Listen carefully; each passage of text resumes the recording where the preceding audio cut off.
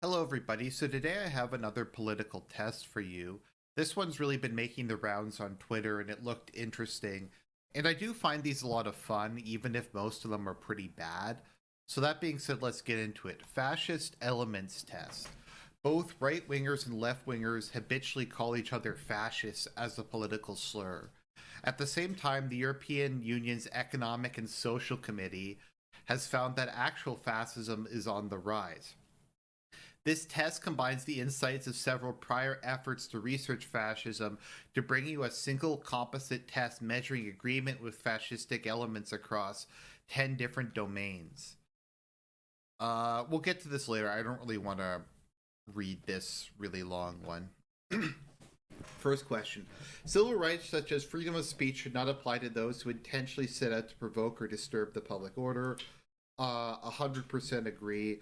The only way that civilization can survive is through the repression of subversives, aka people who actively seek to undermine the demographic, moral, religious, and cultural character of the nation. So, yep.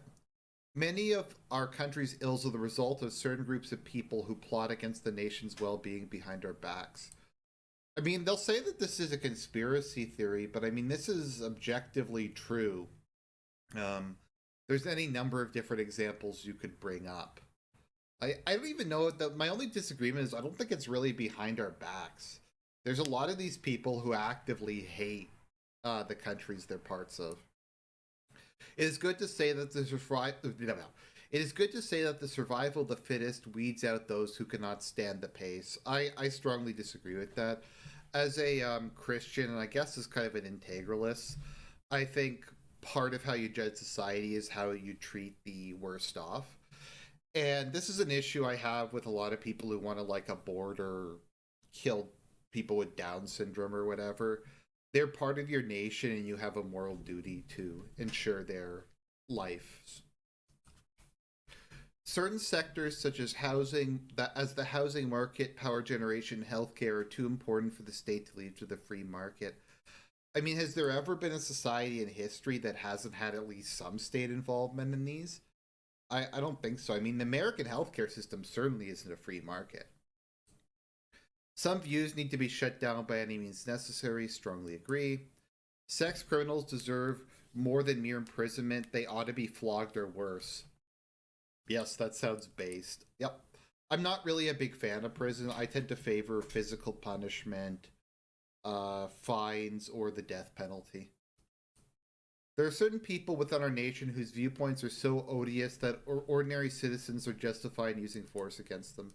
Yes, 100% agree. A person with nothing to hide has nothing to fear from government surveillance. This is something maybe that's a bit surprising given my stance on repressing subversives. There's lots of things to fear. Like there's a lot of just embarrassing stuff that people have that they don't want to come out that has absolutely nothing to do with politics.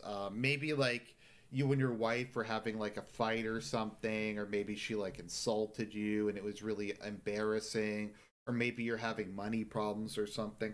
I don't think any of that's really any business of the government. And I wouldn't want a lot of personal stuff to be like publicly revealed. Not because it's really immoral or illegal. It's just embarrassing. Most people have stuff like that. The free market is the most efficient way of organizing the economy known to man. I don't know. It depends what you mean by free market. I do think the market or a market economy is, so I'm just going to put neutral for this. There are certain bad people within our nation whose names must be put on public list so that we can keep an eye on them and prevent them from doing the wicked things they're trying to do. Agree. Well, why stop there? The way anyone could just post their opinions on social media today is not good for the well-being of this country. Now, as I've said, I support free speech largely as a matter of pragmatism. If I was in power, or if people I agreed with were in power, I would be against freedom of speech. I'm just going to be honest here. So I just support it as a matter of political pragmatism. There's a lot of people I would shut down if I was in a position of power. Crimes of violence should be punishable with violence. I mean, yeah, of course they should be. I mean, what everything the state does is violence. I'm not saying that's a bad thing, but like if you don't pay your taxes, they'll kick down your door and take your money. I mean, that's violence. It may not be like breaking your fingers, but it is violence. The political challenges facing our country today are so serious they can no longer be solved using the traditional methods of politics. Well, ironically, I want the traditional methods of politics. I don't want the current methods of politics. So I think if they mean liberal democracy as traditional methods, then I agree they can't be solved. It's a good thing if our country's head of state is rotated every 4 to 8 years to ensure no leader gets too complacent in power. No, it's a horrible idea to rotate on a regular basis. That's one of the big problems of democracy is governments only look at the world in terms of a 4 year time horizon. So the goal is to try to pay off enough people to get reelected until you've completely screwed the pooch, and then to pass it off to the next government as to try to solve and blame them for your failings. War is the only state that shows you what a people is truly made of. Now, I have seen some people argue this. It's I think it's really dumb. I mean, there's lots of things that show what a people's made of. There's all the like amazing cathedrals and statues and artwork that we built in Europe. There's scientific stuff like the internet, like landing on the moon. There's great works of literature or cinema. I mean, there's all kinds of amazing things. War is just one aspect of it, and we can like idealize war as much as we want, but for most people who participate in it, it's a horrific experience that scars them for the rest of their lives. So I disagree with that. Our country has fallen so far off the rails that only a national reawakening can bring us back.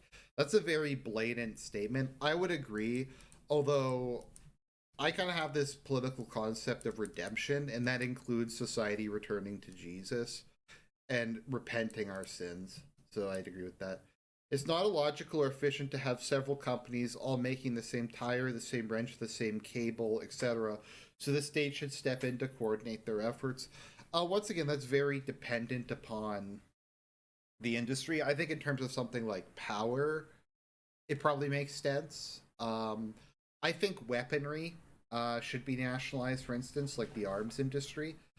However, in a lot of cases, competition does very much drive down prices, improve quality, and is generally speaking, markets work. So it's very dependent upon the individual product. So I'm just going to go with neutral.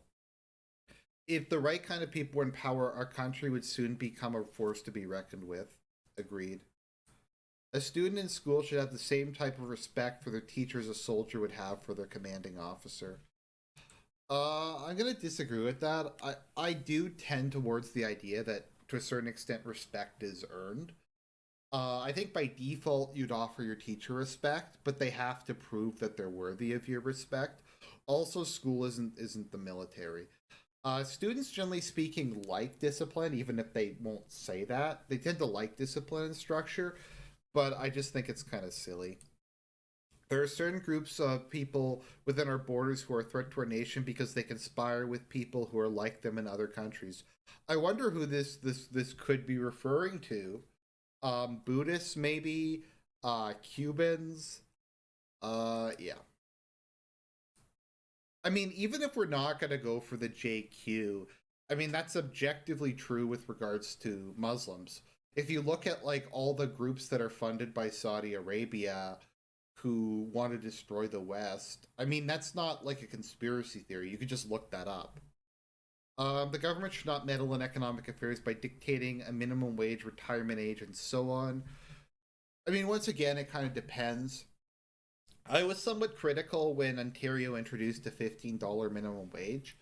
Not because I object to the idea of minimum wage, but I thought it was unfair to businesses to arbitrarily just decide to raise it by like $3. I thought it was fine where it was being raised on a predictable yearly amount. So I think it really depends. If you go too far with minimum wages and price controls and retirement and stuff, it can be very devastating for the economy. So I'm just going to go with neutral for this.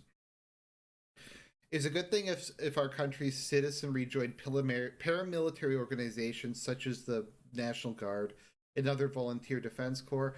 I'm sure it is a good thing. I don't have any experience with this because I live in Canada and that's just not a thing here. But sure, why not? Society works best when men and women conform to traditional gender roles. Yes. Underdogs deserve special sympathy and help from those who are more successful. I generally agree with that. I mean, I think there's all kinds of different things that go into whether you're successful or not. I think luck is a large part of it. What family you're born into, what your genes are, like what your intelligence is, what your personality is. A lot of things are at least somewhat beyond your control. Also, you might just meet someone in university who later becomes successful and then they offer you a job. There's a lot of different factors that go into it. Upstanding citizens who form neighborhood watch patrols should have the freedom to punish offenders that they catch right then and there. I'm going to somewhat disagree. The problem with this is our current justice system, at least in countries like the US, is, in my opinion, kind of illegitimate because it's run by people who have no sense of justice. But I do generally think stuff like due process, having your day in court, presenting evidence, that kind of thing is good. So I'd rather the state take care of it in like a regularized process rather than just having people going around. The problem is if the state's not going to do it, then yeah, but generally speaking, I don't really like that. There is so much fake news out there that the media should be subject to increased government oversight. See, once again, here's the problem. If I was in power, I'd say yes. If I was not in power, I'd say no censorship. So I guess I'll just pick neutral, maybe. Some groups of people are simply inferior to others. I mean, isn't that objectively true? Like, even if you don't believe race exists, IQ exists, genetic disorders exist. I mean, it's not as if people are necessarily superior in every way. Like, you might have someone who has like a 140 IQ, but was born with some like disease that makes them really weak. I can't really think of one. Or you might have someone who's like a Chad Downey who has Down syndrome but is really, really strong. So, I mean, that's just kind of reality. There are certain viewpoints and opinions that are too dangerous to be allowed to air it in public. Yes. Society would be better off if people would rid themselves of all religion. You know, it's just a funny anecdote on this is there's like those random uncontacted tribes in like the Amazon that have like 12 words in their language. And I remember someone was saying, "Oh, atheism is the natural state of man because these tribes with like 6 words don't have any concept of God or the afterlife." And like, so what you're saying is religion is a product of education, society, and literacy. And it's just like, okay, that's their argument. That's who you're gonna go to. The example of the successful irreligious society. Although I'm sure they're superstitious, anyways. Traditional roles are to a large degree determined by natural evolutionary processes or a higher power. I mean, this is like the effing love science people. It's so retarded that people claim this doesn't exist. You could measure the amount of hormones in a male and female. Men have more testosterone. Women have more estrogen. Men have a Y chromosome. Women have two X chromosomes. Like, let's take my cat wherever she is at the moment. She had to get a spade and have her ovaries removed so she couldn't get pregnant. Um, you couldn't do that to a male cat. You would have to neuter the male cat, which is a different procedure. I mean, it obviously exists. The government should work to ensure the complete and total loyalty of its citizens to the state. I tend to be a statist, but I don't like totalitarianism really. I know that might be a weird kind of combination. Um, my views on like kind of political persecution and that sort of thing are more to do with public expression. in public promotion. So I don't know. I'm kind of indifferent. The death penalty is barbaric and should be abolished. Yeah, we should just put criminals in solitary for the rest of their lives until they develop schizophrenia and start talking to the walls because they think they're made out of custard. That's definitely more humane. All people are worth the same no matter their race, gender, nationality, or IQ. I don't even really know what this means. In a sense, are we all equal before God? I mean, in one sense, yes. God certainly loves some people. Well, I mean, God unconditionally loves everyone. I think he loves people in different ways. Some people, like saints, he loves more. I think, at least in certain ways. I'm not entirely sure how it works. Um, I mean, once again, like, let me think of a scenario because I talked about this with someone once. I don't believe it would be right. Let's say you have like someone who's, let's say you're against immigration, you have an immigrant who has a convenience store. It's not right to raid that person's convenience store and steal their private property because theft in that kind of case is an inherent evil. At the same time, it would be licit to expel the person from your country because physical removal is not an inherent evil. Another example is it's always wrong to rape a child, regardless of what their race, gender, nationality, or IQ is. But it's not an issue. It's not wrong to give the child, like, to refuse to give the child birthright citizenship. So I think I'm just gonna say neutral on this one. To get in life, it's sometimes necessary for some groups to step on other groups. I mean, I don't know exactly what they mean by this question. I generally think that that's used as an excuse to being a sociopath, so I'm going to say no. Institutions like schools, the police, and private workplaces could generally benefit from adopting more of the military's practices and discipline. Um, I don't know. I don't think it's necessary to militarize all society, nor do I think it's really beneficial. I don't know. I'm going to mildly disagree. It's a good thing if our country's head of state puts on displays of power such as assertiveness, forcefulness, dominance, and control. Yeah, I agree. You want people like strong leadership. I think it was Osama bin Laden who said, "If people see a strong horse and a weak horse, they instinctively prefer the strong horse." The government should increase its surveillance of secret or closed organizations such as the Freemasons, the Bilderberg Group, and or collegiate secret societies such as Skull and Bones. Yeah, I'm generally speaking against secret societies. Well, I mean, I'm Catholic, so I'm kind of by definition have to be against them as a matter of principle. I mean, if you want to have your own society, like you have the Knights of Columbus and stuff like that, and that's not a secret society. Um, if you want to have like a club for like millionaires or whatever, I believe in freedom of association. But when you have these shadowy groups made up of like the worst people on earth, then yeah. Differences in economic status between rich and poor largely reflect differences in natural ability. Um, it depends. I understand the question. I'm not really doubting that that's an okay question. I think luck plays a lot of role in it as well, and the opportunities people have. I know that that's maybe kind of trying to think of what the term is. Uh, like a normie con position, but even within like the same race, and you take two people with the same like IQ, there's a lot of aspects of luck that play in it. So I'm going to just say neutral. Our country has become a laughing stock in the world because we've forgotten who we are. Yeah, Canada is a laughing stock. Our country needs a strong and decisive government that can restore it to its former glory. Yep. We need someone other than Justin Peoplekind Trudeau. Divorce laws should be altered to make divorce easier. No, divorce is one of the worst things to ever happen to human civilization. Military training for young is essential for the survival of this country. I'm open to the concept of some sort of mandatory service. I don't think it should necessarily be military.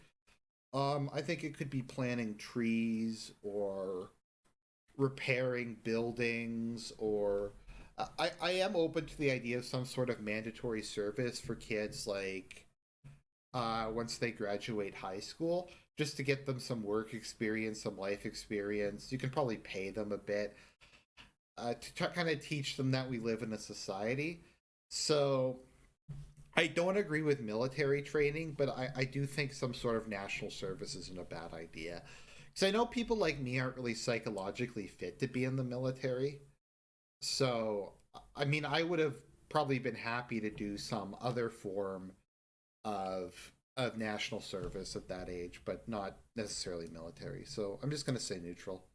Population trade should largely be free from government interference. Production trade should largely be free from government interference. I mean,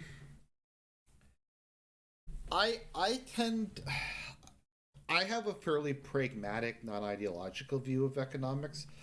Basically, market economies work and government intervention works. I think ideally the role of the state is to ensure that there's a good environment for private the private economy to flourish in a morally just fashion that provides prosperity to the nation and the nation's people. And part of that is largely allowing the market to fix things.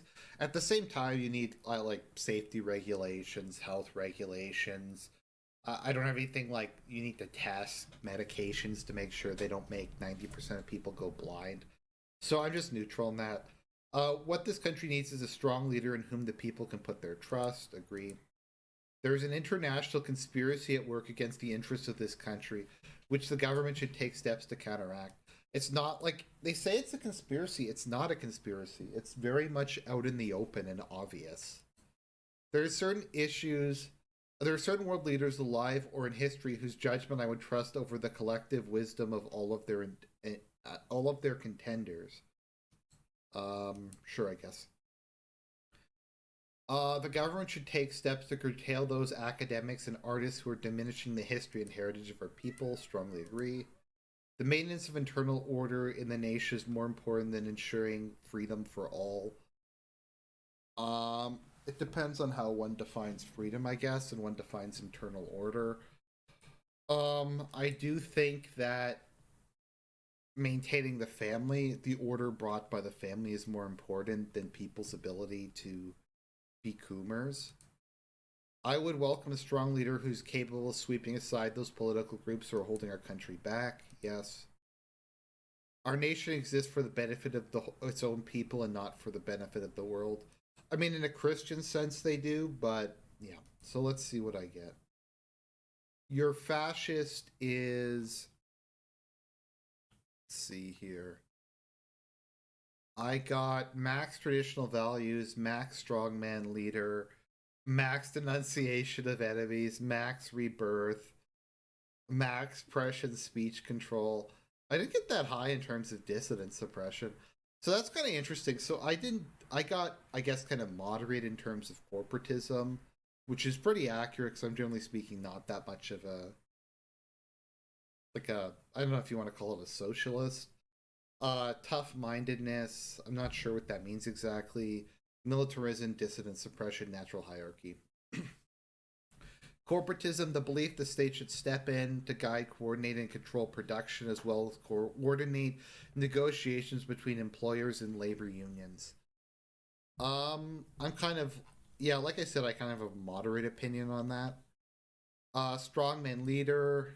Okay, that's pretty straightforward. Militarism, the idea that military modes of organization should be extended to other areas of society. Yeah, it makes sense that I'm low on that. Dissident suppression, yeah. Natural hierarchy. It's funny that I didn't get higher in terms of natural hierarchy. Um, that might just come from the fact that I come from a country that doesn't really have a class structure. Canada, I think, compared to the US and especially the UK, really doesn't have a defined class structure. Um, there's a much larger, I guess, kind of middle or upper middle.